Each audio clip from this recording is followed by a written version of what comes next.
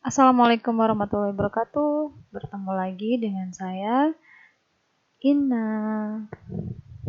Di video kali ini kita akan membahas tentang spermatogenesis dan oogenesis. Yuk mulai yuk. Satu-satu kita bahas dulu spermatogenesis. Apa itu spermatogenesis? Spermatogenesis adalah proses pembentukan sel sperma. Terjadinya spermatogenesis ini di dalam tubulus seminiferus. Tubulus seminiferus ini adalah saluran panjang yang berkelok-kelok yang nantinya ini akan saluran panjang yang berkelok-kelok yang membentuk testis itu sendiri. Jadi tubulus seminiferus itu adalah penyusun si testisnya. Spermatogenesis dimulai pada saat anak laki-laki mulai masuk masa pubertas, yaitu sekitar usia 10-14 tahun. Jadi ketika anak laki-laki sudah masuk masa pubertas, itu artinya dia sudah menghasilkan sel sperma yang ditandai dengan keluarnya air mani. Terus spermatogenesis ini terjadi sepanjang hidupnya. Lalu tahap-tahapan spermatogenesis ini kita lihat di bagannya, dimulai dari sel induk sperma atau disebut dengan spermatogonium yang bersifat diploid mengalami pembelahan secara mitosis. Pembelahan secara mitosis seperti kita tahu di video sebelumnya, dia bersifat sama dengan induknya. Jadi jumlah kromosomnya sama dengan induknya. Kalau awalnya 46, maka dia kromosomnya tetap 46. Lalu spermatosit primer ini akan mengalami pembelahan secara meiosis, membentuk spermatosit sekunder yang bersifat haploid. Jadi hanya kromosomnya jumlahnya hanya setengah dari jumlah kromosom induknya, yaitu 23. Kemudian spermatosit sekunder ini akan mengalami pembelahan meiosis 2 membentuk spermatid yang dia juga bersifat haploid.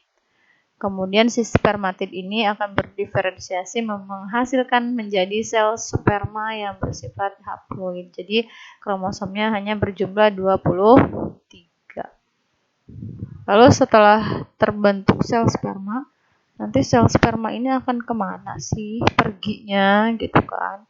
Nah di sini di video sebelumnya juga sudah kita bahas, tapi ini ibu akan bahas sedikit perjalanan si sel sperma setelah dihasilkan di dalam testis.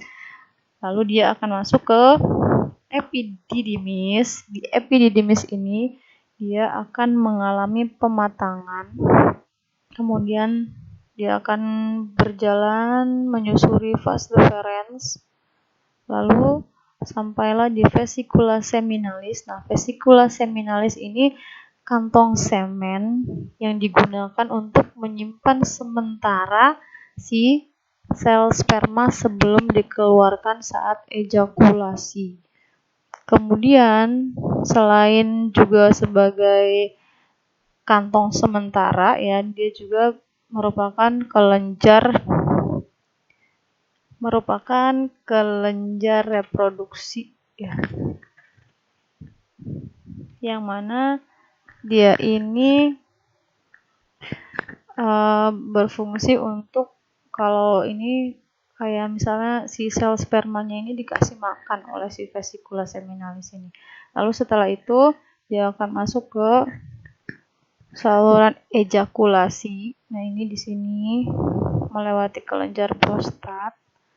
Lalu bisa kalian lihat di sini saluran ejakulasi dan saluran urin ini nyambung ya. Jadi si urin dan si sperma ini lewatnya sama, yaitu nanti masuk menuju uretra, dikeluarkannya lewat uretra. Makanya ketika dia melewati si kelenjar bulbouretra atau kelenjar Cowper ini diberikan lendir atau cairan yang mana berfungsi untuk menetralisir cairan urin yang bersifat asam. Sehingga ketika dikeluarkan ini sudah netral. Lalu keluarlah melalui uretra saat terjadinya ejakulasi. Dilanjut, dan yang kedua yaitu oogenesis. Apa itu oogenesis? Oogenesis adalah proses pembentukan sel ovum atau sel telur. Berarti oogenesis ini terjadi pada perempuan. Oogenesis itu sudah dimulai sejak di dalam kandungan. Jadi ketika janin perempuan atau calon anak perempuan ini terbentuk, nah mulai disitulah oogenesis terjadi. Jadi beda dengan laki-laki. Kalau laki-laki spermatogenesis terjadi pada saat dia mulai masuk masa pubertas, tapi kalau pada perempuan ketika dia masih janin pun sudah mengalami oogenesis. Sel primordial atau bakal sel ovum ini akan membentuk oogonium. Lalu tahapannya selanjutnya di sini oogonium yang tadi terbentuk dari sel primordial ini akan membelah secara mitosis. Oogonium sendiri ini bersifat diploid dan membelah menjadi oosit primer. Nah, ini dari oogonium sampai oosit primer ini terjadi pada waktu anak perempuan masih berada di dalam kandungan. Dan dia ini akan berhenti di profase. Jadi dimulai lagi pada saat, nah ini pembelahannya, maksudnya pembelahannya selanjutnya dimulai kembali saat si perempuan ini masuk masa pubertas. Jadi si oosit primer ini yang dibawa saat lahir. Jadi ketika si bayi perempuan lahir ini dia sudah membawa oosit primer. Lalu ketika dia sudah masuk masa pubertas, ini oosit primernya dilanjut lagi pembelahannya, dia akan mengalami pembelahan secara meiosis yang dikenal dengan meiosis 1, menghasilkan oosit sekunder dan juga badan polar.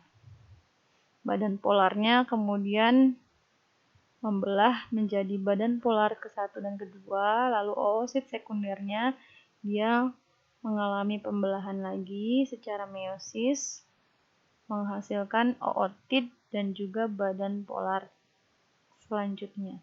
Nah, lalu ootid ini berkembang menjadi ovum. Lalu bagaimana dengan badan polarnya? Badan polarnya ini tidak berkembang, jadi intinya si oogenesis ini dari satu oogonium dia akan menghasilkan satu ovum saja, berbeda dengan sel sperma.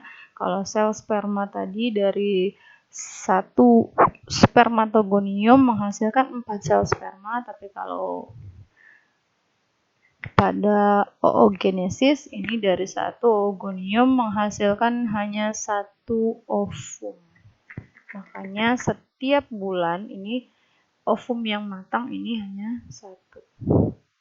Itu saja videonya, semoga bermanfaat. Assalamualaikum.